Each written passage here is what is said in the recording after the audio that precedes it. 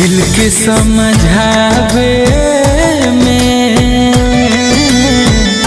कुछ दिन त लगावे करी।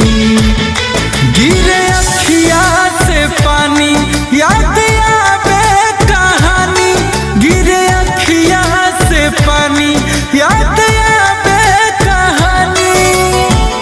इलोरवा सुखावे में है कुछ दिन त लगावे करी हो।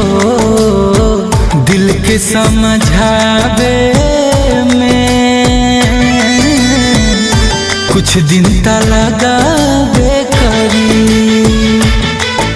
टूटे हुए कांच की तरह चकनाचूर हो गया हूँ, किसी को चुभ ना जाऊं इसीलिए सबसे दूर हो गया हूँ।